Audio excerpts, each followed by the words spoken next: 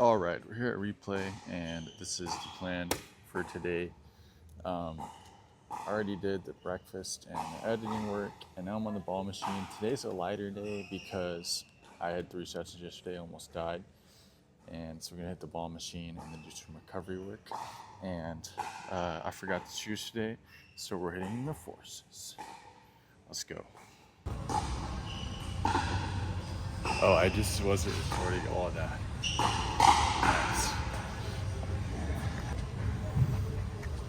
All right, let's work on some technique.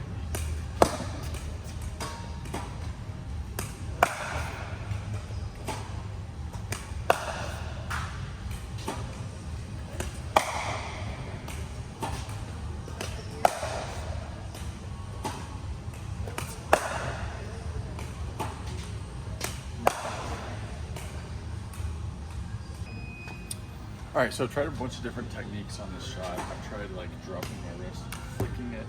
I tried closing off my body a lot. I tried to get it open. The one consistent thing I found that really helps me like nail these more often percentage-wise is just really low base and starting below the ball and ripping up on it. And that seems to be the X factor. Now I better get this going.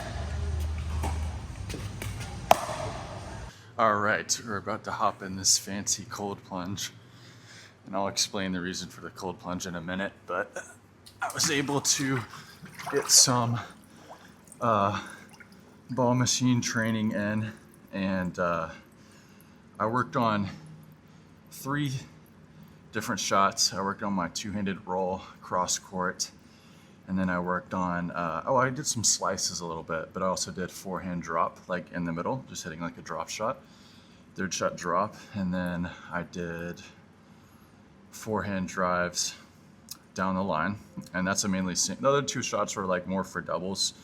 The 2-handed backhand cross could be for doubles and singles, but that one I did 4-hand down line, it's basically just for singles. In doubles, I would never be hitting a 3rd shot from that side of the court, so it's really just a single shot. But I'm going a little more. Okay. It's 37 degrees. It's cold. Shooting for 4 minutes. But anyways, for each of those shots, I got 3 cues that I wanted to kind of like focus on and work on each time I do it.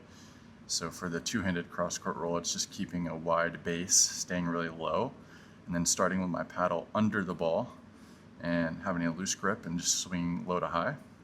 And then for the shot in the middle, same thing. It's wide base, eyes tracking the ball, and having a loose grip and pushing through the ball as I swing. And then for that 4-hand down the line shot, it's really putting the weight on that outside leg, so bending that outside leg, leaning into it, and then swinging around the back of the ball, so coming around the outside of the ball and the bottom of the ball with my paddle, so that way I don't hit it out, hit it wide, because if you come on the inside of the ball, it's really easy to accidentally push it too far wide. And then the last thing would be just eyes tracking the ball. I think a lot of times when I get in a match, I forget to track the ball with my eyes, and that leads to a lot of unforced errors because I'm thinking about, like, I'm looking where I want to hit the ball or what my opponent's doing, and it causes me to miss. But the reason we're in the cold plunge today, there's all kinds of good science behind it. I know there's a new study that came out that everyone's freaking out about, like, oh, it limits muscle growth by 66%, or it makes you lose muscle, which is a clickbait title. It only negatively affects your muscle growth if you do it immediately after working out. Like, you're not supposed to cold plunge after you work out because it affects your muscle growth. That's true. But you can do it before a workout and be completely fine. After the workout, it's good to do sauna because sauna actually improves blood flow, improves circulation, and helps your muscles grow. So you don't want to be doing cold plunge after you work out, but it's still really good. I believe it has good benefits for your immune system, and also for me, for recovery, it's been great. And I don't know like the science behind it for recovery, but I can say just from anecdotal evidence, it's like fantastic. Yesterday, I thought I was going to die on the court, and the only reason I was able to go to my 3rd session was because I did a cold plunge, and it just made my legs feel completely new, basically. So I'm gonna be doing this, and then I'm gonna go test out a really simple workout, something new, and I'll explain that in a bit, but I have no idea what time I'm at. I said I was gonna do 4 minutes, and the camera is too far away for me to see. So let's just go for another minute.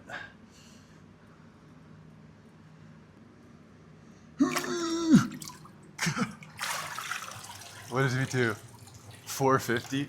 Okay, so minus the time getting in, so it's probably more like 430, 435, something like that. I'm happy with that.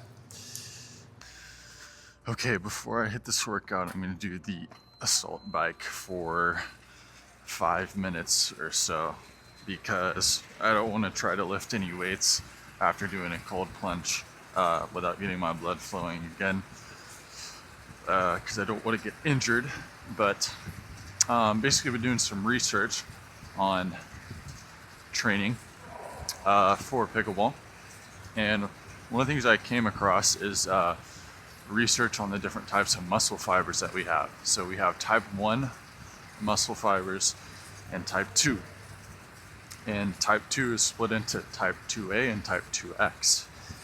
And your type 1 muscle fibers are your slow twitch muscles, which are good for things like endurance and, goes my mic pack.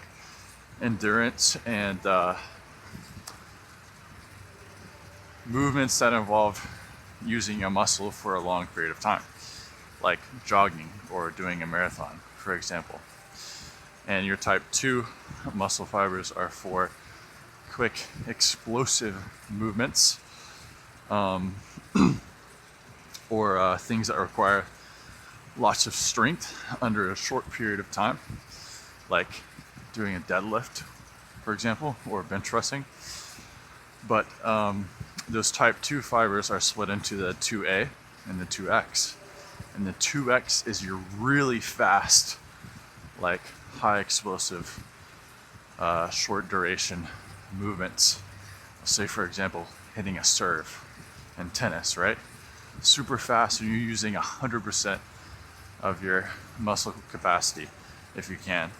Well, the problem is, if you don't specifically train for your type 2X muscles, you lose them. Like, they go away. For example, if you do a lot of endurance training, your muscle fibers start to change from those type 2 muscle fibers to type 1. So you can actually somewhat manipulate the percentage of the muscle fibers that you have by how you train. Well, I've been doing a good bit more cardio, and also, even when I lift, I do really, I do low volume, and I, train to failure most all the time. And that's a problem, because that means you're moving the weight really slowly, and what that does is it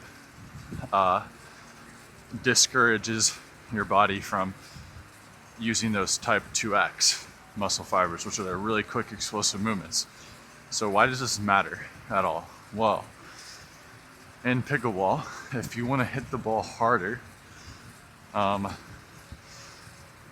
you want to utilize your type 2X muscle fibers. So things like hitting like a really hard like backhand flick, having a powerful drive, a good overhead, stuff like that.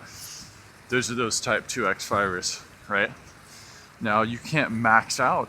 You can't swing all the way in that direction, because you still gotta have some endurance, because you're playing long tournament days, right? You're playing for a long time, so you gotta have the endurance too. But to have that explosiveness and like being able to cover the court by lunging really hard and taking big steps requires those type 2X muscle fibers. So the reason I'm bringing all this up, I'm gonna try it here in a little bit. I'm only gonna do one exercise. I think I might do it for bench, but basically the idea is, instead of going at your max weight and going to failure, You want to find your max weight and then do 70% of that and move it as fast as you can. So if it's a bench press, I'd be here and boom, exploding as fast as I can, and doing, instead of like a set of 5, you might do a set of 2 really fast ones, because you don't want to fatigue your muscles. If you fatigue your muscles, you build that those type 1 fibers, the slow twitch. So you just want to do like sets of 2 and then a high number of sets. I can't remember what the number is exactly. I'm gonna have to look it up again. I think it was like maybe 7 sets or something like that. So you're doing, 14 total, but you've got plenty of rest in between, so you're not fatiguing your muscles. And it's a lighter weight and really fast. So I'm gonna try that out, and it's a program that I'll try out for a few weeks, just kind of see how I feel, see what the results are. All right, so I did a warm up. We got 110 on the bar here, and I'm just gonna do 2 reps. And then I think, honestly, one of the workouts they recommended was 16 sets. And I'm like, how about 10? So I'll do 10 sets of this. Try to do a minute rest in between each set. So here we go, 2 reps as fast as possible.